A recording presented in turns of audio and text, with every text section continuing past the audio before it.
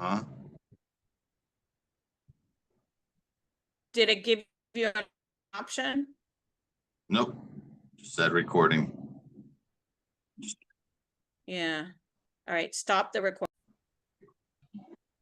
All right, it does seem to have slowed down, so I'm gonna start recording this meeting. This is again the July 10th, 2025 National Equine Conference call in cooperation with the United States Animal Health Association Committee on Equine, and this is our virtual meeting for the year. Believe y'all should be able to see the agenda. So we'll have Dr. Odian and Kimberly Lambert, and then we'll give some updates on the resolutions and both from last year and 3 for draft review this year. For those comments, if you have edits, so there will be a poll for the 2 out of the 3 resolutions. One of them was addressed to Congress, so USDA doesn't provide a response to that. So we'll have 2 to vote on, and then we'll have 3 new resolutions that are just in draft form. If you have edits to them, then if you will send them to me and Dr. Odian, or either or, I'll write both of our emails in the chat as well. And if you're able to do that and track changes, it's super helpful. If you don't understand track changes, then that's okay. Maybe just give me a call or something, and I'll walk through, and all of those will be strongly considered. We do want an excellent resolution that makes the final meeting go a lot slicker if everybody's already thought about it and doesn't have additional comments on the resolutions. I think that begins it. Dr. Odian, were you able to work out your technical difficulties, or do you want me to go to a non-agenda item that just kind of popped up that I wanted to let people know about? I think I got it figured out, but why don't you do the non-agenda item first? Yes, sir. Okay.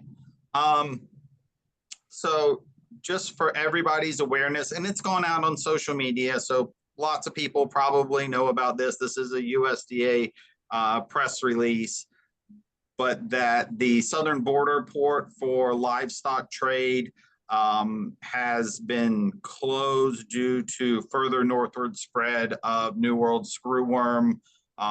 There's this link. I can put that in the chat in case people haven't seen it.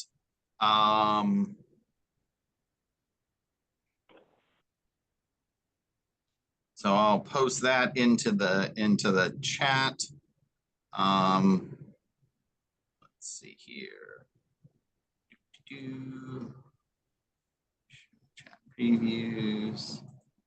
And but basically, in summary, it jumped another good bit north, approximately 160 miles north of the hold line.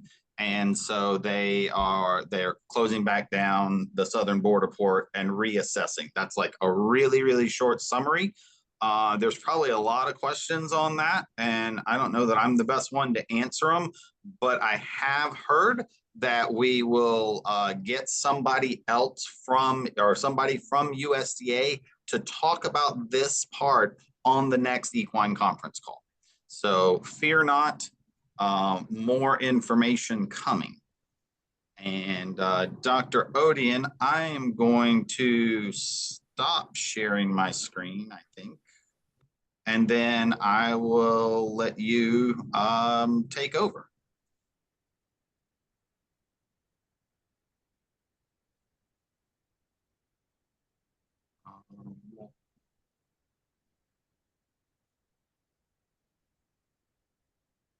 All right, Dr. Odian, did that get you access to be able to share your screen?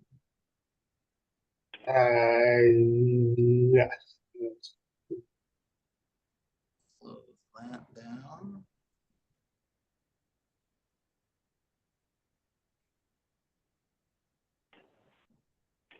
Is it working? Do you see Perfect. We can, yep, it says 9 CFR Part 93 rule change. Yes, sir. You're coming through. Cool. You can't teach your old dog new tricks. So, anyway, so there's been proposed rule change for specifically 9 CFR 93.314A5. And basically, it's just a small paragraph deep in 9 CFR which says the horse will be accompanied by documentation of pre-export examination that has to happen 48 hours of departure from port of embarkation endorsed by a salaried veterinary medical officer. So it's basically an exam in addition to the export documents, including CVI, that's done in addition to all those exams that are done prior to export of a horse to the United States. So,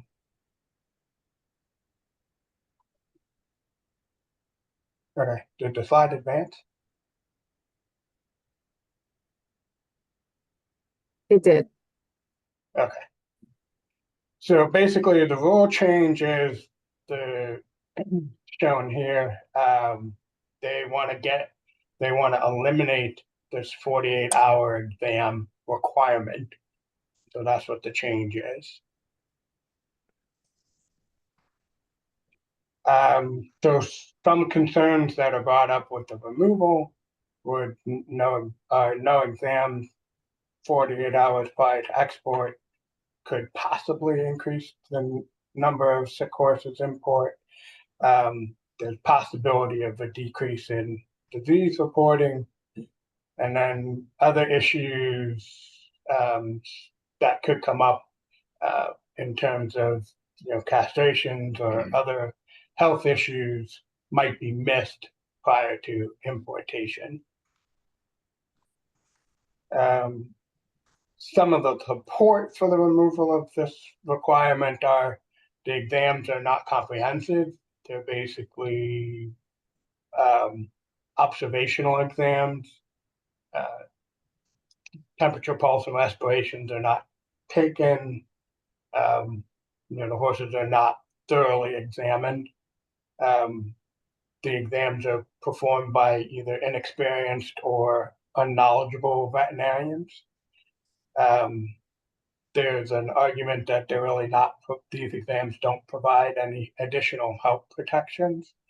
And from the importation side of things, if there's delays in travel, flight delays, rerouting flights, etc., it creates an issue in getting some of the exams to meet that 48-hour rule needing.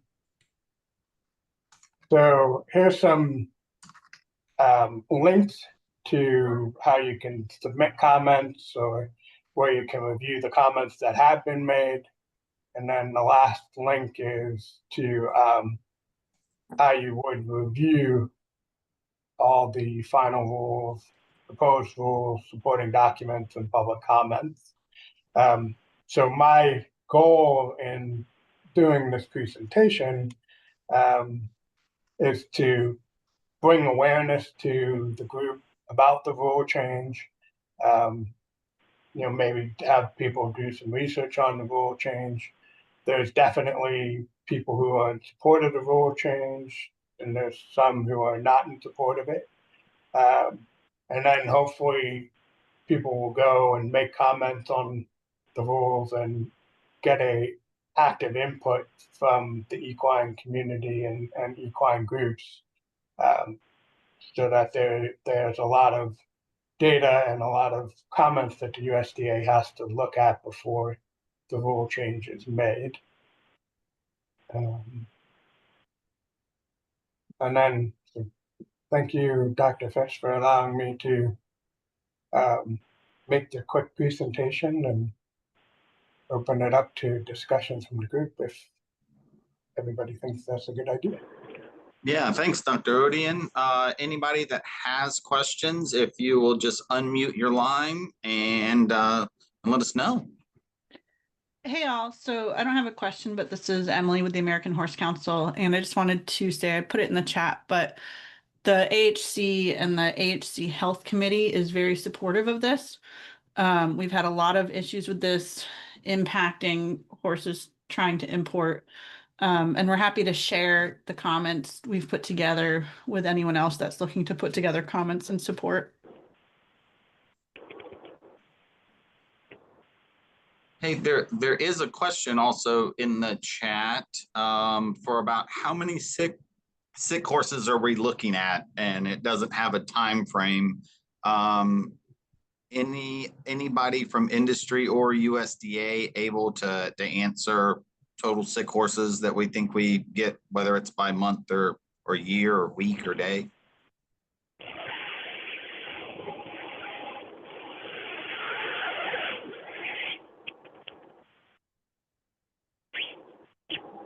Hi, Dr. Fish. It's Dr. Hill here. I used to work in quarantine, and on average, I would have maybe about 2 to 3 horses in a shipment of 15 that would have stress fevers on arrival, but truly sick horses with that were febrile for several days without intervention would maybe be 1 out of every other flight. So it just sort of depends on the situation, to be honest. Okay, really good information. Yeah, I appreciate that. All right, any other questions for Dr. Odian?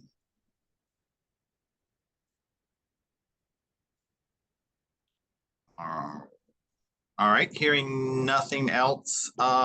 Kimberly, are you able to take over screen and share? There is one in the chat, Dr. Fish. Oh, I missed it. What did I miss? Oh, all right. It varies by month, but so this is from Kelly Rhodes, varies by month, but 60 to 120 per year makes total sense with the with how many are being imported. Not sure who Mark is. It said, would the entire rule be rescinded or just the 48-hour inspection timeline? Not my rule, so I'm hoping I don't have to comment on that. From what I looked at in 9 CFR, it looks like it's just that specific line item.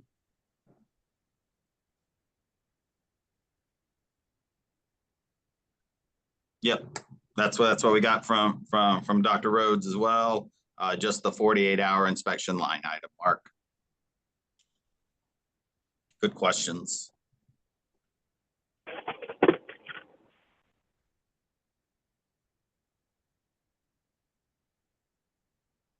All right.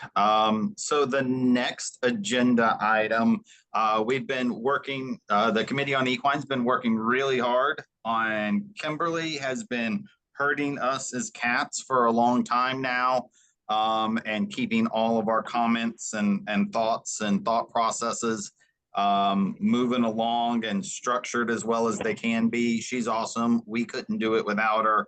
And she's going to give us a little presentation on what the updated equine herpes myeloencephalopathy guidance document looks like and some of the changes that we've made. Kimberly, you able to take it away? I am. Thank you, Dr. Fish. Can you hear me and see my presentation? We can at least hear you. I just see your name right now. We can see your presentation. Oh, perfect. As long as it's not me. I know what it looks like. Okay. So this is the guide for state animal health officials. It was last updated in 2018. We have been working on it since 2023 at this point. We're hoping it will be done soon. We're still working on the appendices, and then the document needs, just a one-over for formatting and whatnot. Overall, the document will look the same. The sections are still all of the same sections: introduction, definitions, diagnostic testing, quarantine placement, quarantine release, investigation guidelines, biosecurity recommendations, incident communication, vaccination, and then the appendices and references. Okay. Overall, the introduction really remains the same. It is a guideline specific to EHM. However, we did add that this can be utilized for non-neurologic EHV1 case response, as well as response to neurologic EHV4 cases. And then we move on to the definitions. One big change in the definitions, we added the newer EHV-G strain, in addition to the already existing A and C strains. Those reference the single nucleotide polymorphism at the open reading frame 30 gene. And there was a note with those strains that indicated the G strain causing neurologic symptoms more often. That note was updated, and we made it more general, saying all genotypes are associated with different forms of disease caused by EHV1. Strain type does not change measures required to control or mitigate the situation. And confirmation of EHM is a combination based on clinical signs and diagnostic testing as opposed to genotype. In the diagnostic testing section, real-time PCR was added as a gold standard test, as that is really the main test that is used now. We pointed out that when you are picking a lab and figuring out where to submit your samples, you should make sure that the lab is running preferably the glycoprotein B screening assay, or that the assay that that laboratory performs otherwise covers all of the current genotypes. If they just targeted, the old open reading frame assay, it could just be targeting the A or the G subtypes and miss that newer one. We also outlined a little bit more about quantitative load and pointed out that any positive really should be considered virus detection, no matter the amount or the CT value. Quantitative results can be helpful if taken sequentially per horse, so testing multiple times.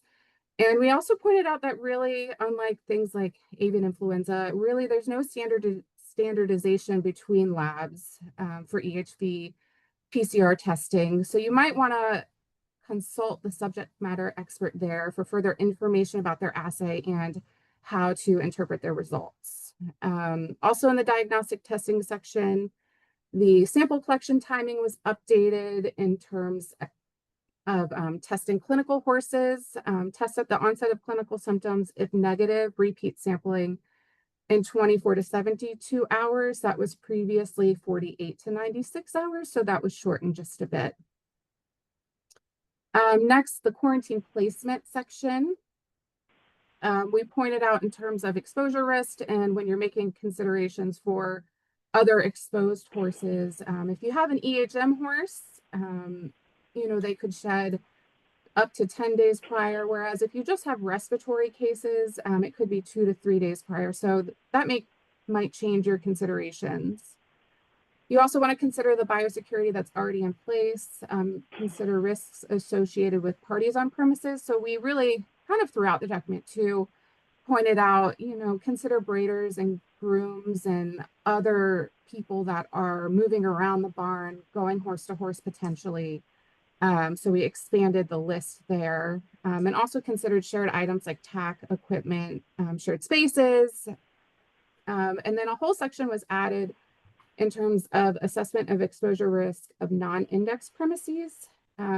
We outlined trace forward, trace backwards processes, trace human contacts with index animals, and managing exposed trace horses. We also added in, how to deal with assessing risk and movement from equine hospital. So return with testing or return without testing, or return of an EHV positive horse. So this is definitely something, this section right here, that was not in the previous document and has been outlined with some detail. In terms of investigation guidelines, there were some updates to the PPE guidelines. We really, throughout this section, pointed out using one-time use PPE for each test positive or suspect horse, disposable coveralls being preferred over cloth. And if you are going to reuse those disposable coveralls, do it per individual horse, and you really should store them in a sealed container per horse outside of the stall. Suggested footwear, disinfection, and hand sanitizer outside each confirmed case isolation stall. So really, kind of all of this together is helping to decrease the movement of the virus via fomites. And I think that hand sanitizer, you know, through COVID, we've learned how important that is. Temperature monitoring section, we added a note specific to furocoxib drugs due to their prolonged temperature suppression ability. That was not called out before. In terms of horse-to-horse contact between stalls, if there's no barriers, we suggested to consider putting up temporary barriers such as wood, tarp, or other suitable materials. And in the cleaning and disinfection section, we specifically pointed out to check that the label has an EHV1 claim to reapply disinfectant if it's hot and humid, and an emphasis on removing organic material before disinfecting. And we mentioned about contact time and how important that is. And we also added in terms of cleaning, tack, and other items that you cannot disinfect, use an appropriate cleaner like leather cleaner for tack, and then expose it to the sun. And there's some explanation there how to do that. In the vaccination section, there was a little bit of a shift here. We removed the reference to insufficient data to make scientifically sound vaccine recommendations. And the guidance has changed to vaccination decisions should be made by the attending veterinarians based on the current AAEP and USEF EHV vaccination guidelines. Links to both of those guidelines were added into the document. And to support this updated guidance and based on review and analysis of current studies, the science that was added was vaccination helps to reduce viral load in the environment, minimize virus replication in the respiratory tract, and reduce nasal shedding and the magnitude and duration of viremia. We did point out that there's slight but non-significant vaccine efficacy and reduction of clinical signs, and then specific to modified live vaccines, there is a decreased incidence of pyrexia, viremia, and nasal shedding. So these are all the main changes, and we did, I think, have so far done a good job wordsmithing the document as well to make things a little bit more clear when we're talking about the individual horse or the group. So there is some grammatical changes throughout the document, I think, just to make things a bit more clear. And we do still have to finish up the appendices. So there will be some changes there as well. And that is it. Any questions?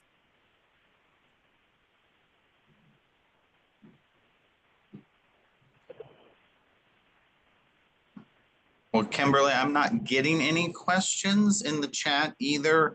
But again, really do appreciate all your help. For those that are waiting for this, I think we're trying to bring this in for a landing and at least have like a really good draft / final update ready as part of the USAHA in-person meeting. So stay tuned. Hopefully we can bring it in for a landing at that time.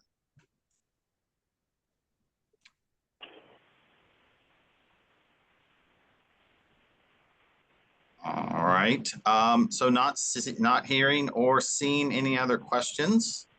I'll move back.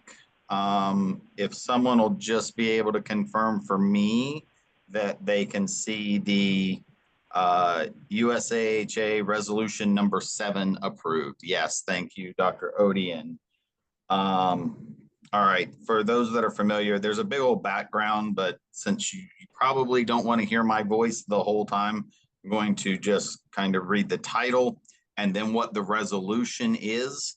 And I know there's a couple of people on the phone, so it'd be really difficult for them to just imagine whatever was being, whatever we're looking at on a screen.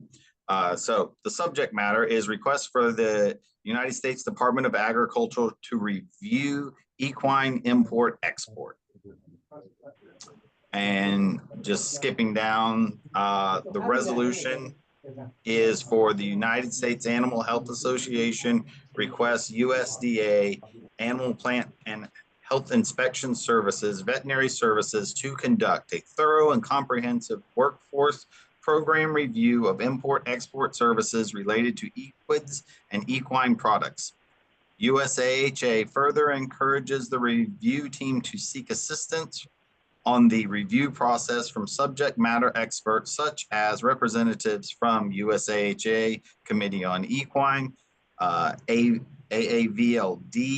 diagnosticians, and National Animal Health Laboratory Network Laboratories, National Assembly of State Animal Health Officials, American Horse Council, American Association of Equine Practitioners Infectious Diseases Committee, United States Equestrian Federation, Jockey Club, American Quarter Horse Association, transporters, brokers, and academia, specifically subject matter experts on equine foreign animal disease and equine diagnostic testing. Again, I'm going to read both. Just because of how the polling works, I'm going to read both of the resolutions and both of the interim responses, and then we will vote on the options that are just your classic USAHA. They give you 4 different options. If you are choosing one of the latter options and you want to throw it in the chat as to how long you think a response should take, then feel free to do so. All right. The interim response. United States Department of Agriculture, Animal Plant and Health Inspection Services, Veterinary Services recognizes the concern of the United States Animal Health Association and appreciates the opportunity to respond.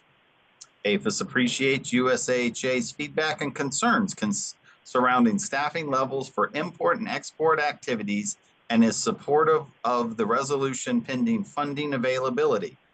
The live animal import-export unit underwent a workforce review from 2020 to 2023 to support staffing analysis. Those results have been and are being used to inform activities such as hiring decisions, priorities, onboarding approaches, training, and data management. At this time, it is unclear how our appropriated funding and the anticipated reduction in force will impact our staffing and work. APHIS looks forward to continued close collaboration with industry to address concerns related to equine imports. Industry has requested to partner with APHIS to conduct a thorough and comprehensive workforce and program review of import and export regulations and service related to equids and equine products. APHIS is supportive of the idea pending availability of funding and guidance on the priorities of the new administration. In the interim, APHIS will continue our internal multi-unit equine import working groups and look for ways to improve and streamline our work and policies. We enthusiastically support USAHA and industry in conducting formal risk assessments and developing white papers and recommendations for APHIS's consideration. APHIS looks forward to a continuing engagement afforded by our regularly scheduled standing conference calls, meetings with equine industry, and via ad hoc engagement on specific topics. APHIS will continue to work with industry and federal partners to prioritize import and export activities within our budgetary, staffing, and regulatory abilities. So that is Resolution 7. And I'll flip it back and forth just in case you forget. All right, resolution 8 was point of care testing. And so this was specifically related to EHV1 or EHM, which is not necessarily part of the import part. So we're not asking this for import export, but it does come on a lot of state animal health officials and state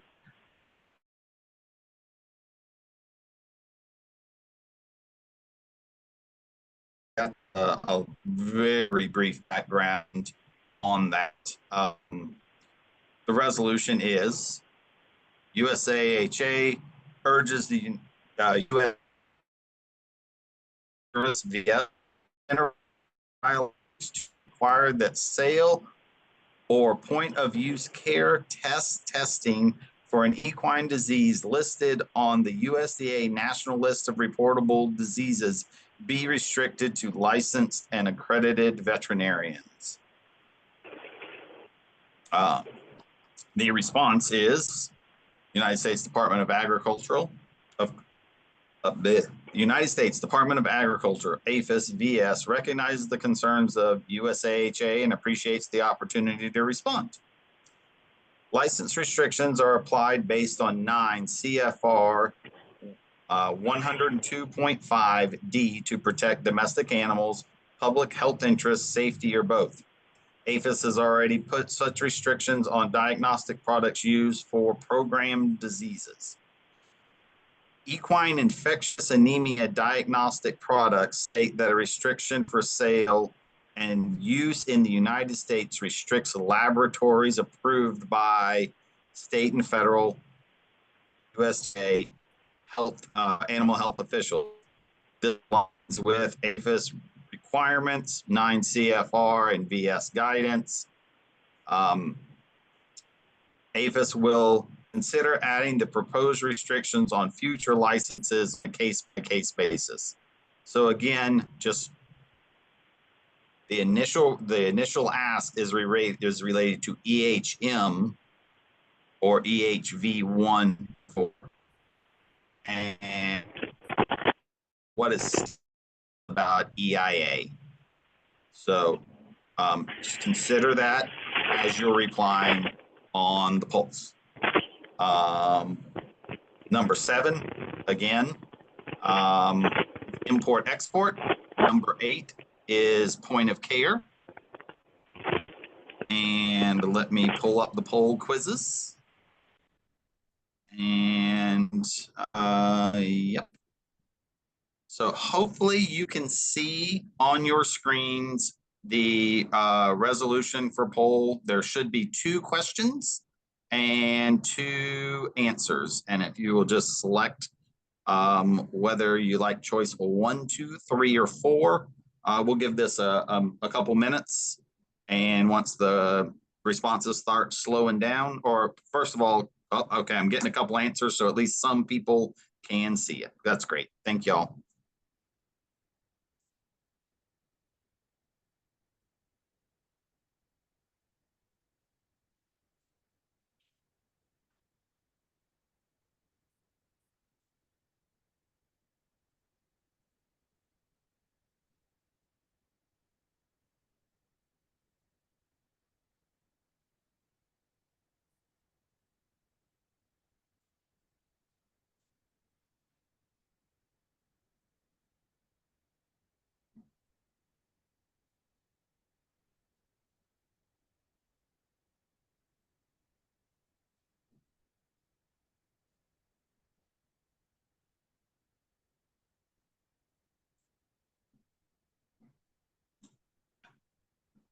Okay, so we've received 25 votes now. I'm going to give it another full minute so people can absorb everything.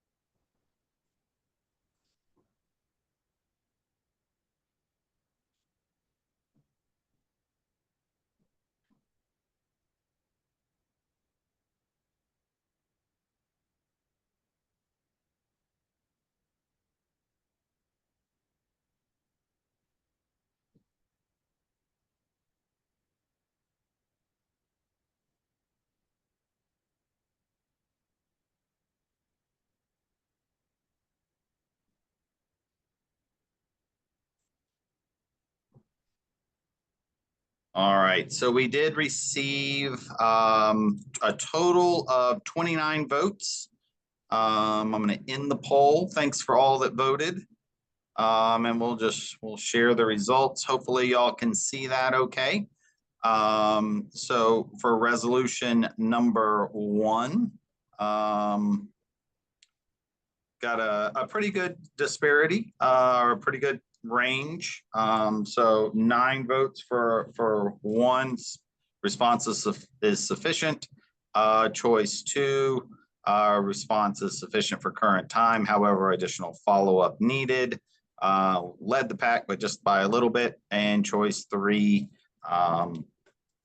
is response is unsatisfactory and continue followed up requested. For resolution 8, a little bit heavier leaning towards choice 3, but also some choices 1 and choices 2.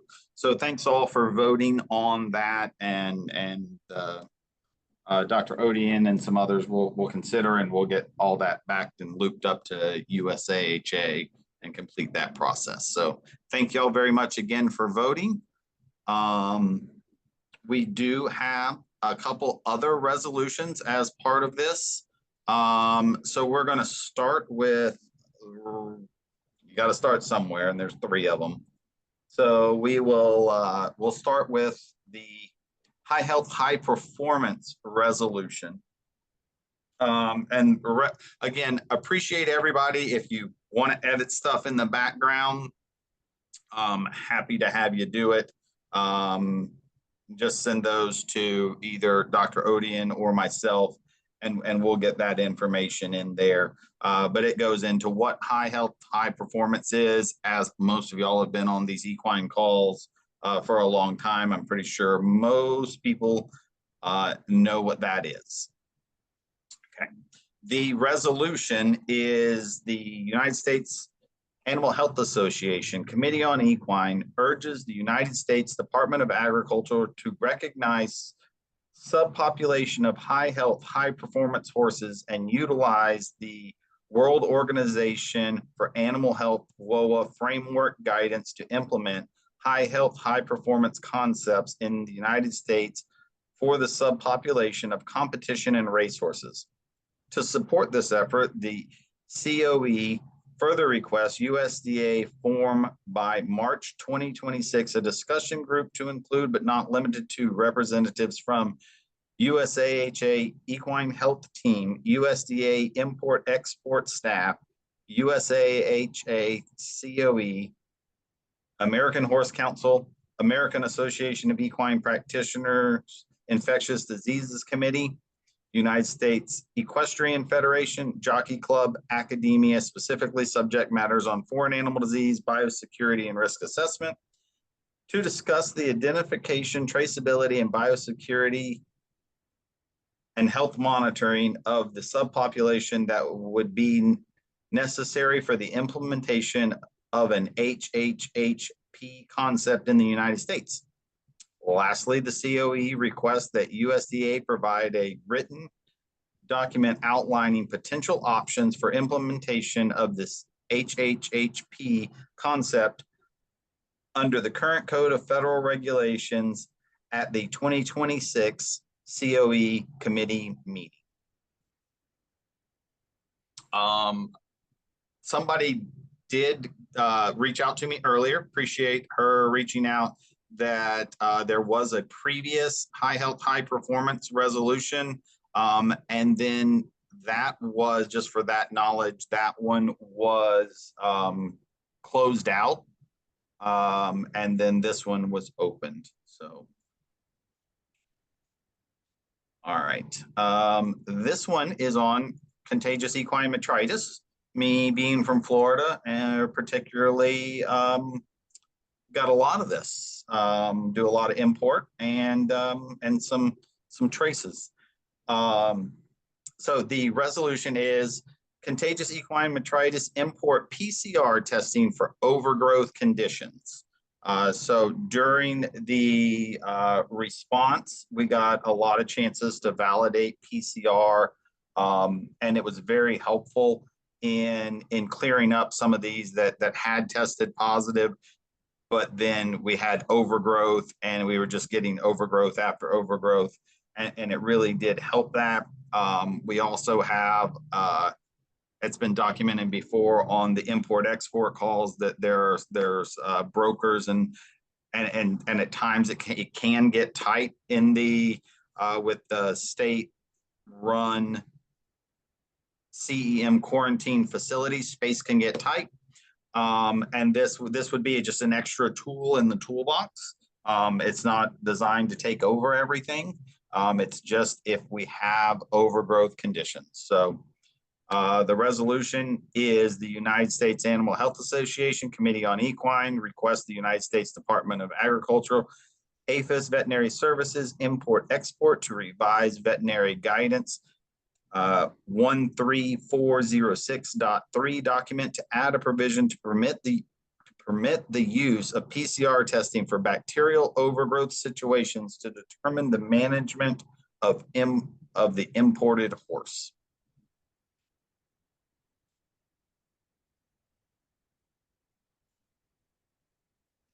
Then, last but not least, the final proposed resolution for the upcoming is the addition of equine pyroplasmosis PCR testing for imported equids. We all know pyroplasmosis is a foreign animal disease. There is some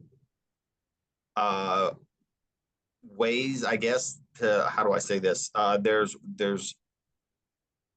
presumed ways, I guess it hasn't been proven that medications can be administered that will allow these to become a non-detect or an intermittent detect on the CF and C. ELISA, which has possibly allowed horses that are positive to come into the United States.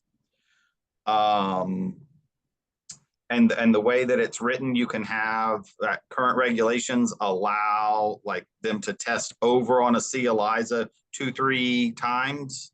And then as long as they get one below the, sorry about that. As long as they get one below on both a CF and a C. ELISA, then they are allowed in.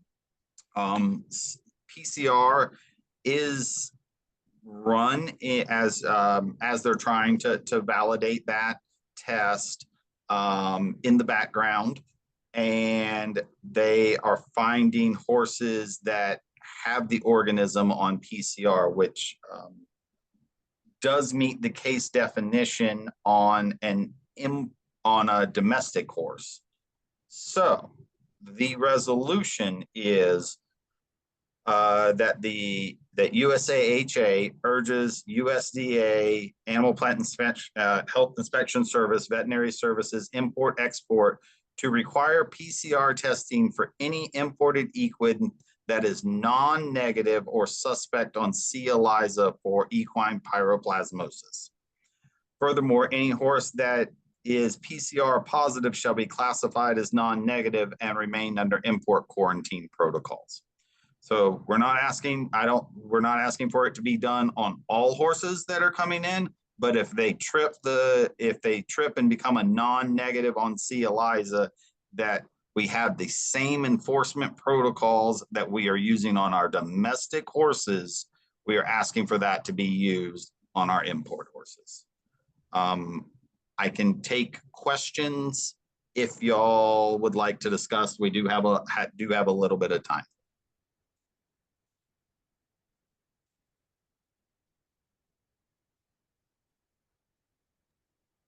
Joe, Or I could have put everybody to sleep with my nice droning voice. Joe, this is Josie. On the high health, high performance resolution, previous one that was closed out, how was it closed out? What was the decision to close it out? Do you remember? Um, And when was that? yeah, that was done under, not to throw anybody past presidents under the bus. One of the past presidents, of USAHA closed that out. I can talk. Josie, this is Katie. Yeah. Okay, I can hear you. Well, I could. Kate, a hear- year ago. Josie, this is Katie.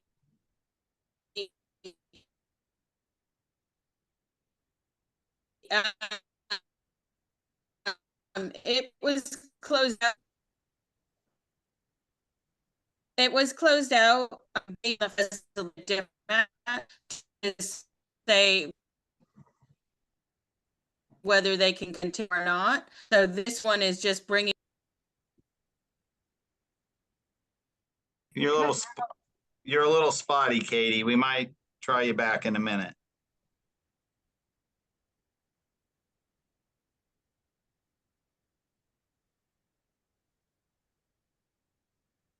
So Joe, just to clarify, it was a past president of USHA, not a chair of the committee on equine that closed it out. That's my understanding, Josie. Yes, ma'am. And do you remember when that was? Off the top of my head, no, but I can get you that information. Okay, thanks. I You just bet. Thank wondered you. why it was closed out, on what grounds, I guess. Sure. Yep, we can get you that info. It might be good for everyone to get it.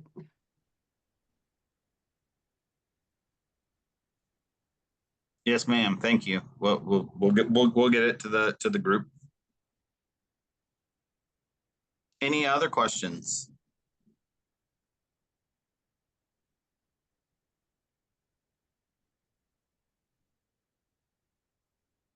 Okay, I guess I put people to sleep, but I really do appreciate if y'all have time to read over that and think about any other edits. You know, we have a decent amount of time between now and the meeting. But again, those they do come up pretty fast. USA, just for your knowledge, everybody, the United States Animal Health Association Committee on Equine meeting is on November 3rd at 11 a.m. and that's in Denver.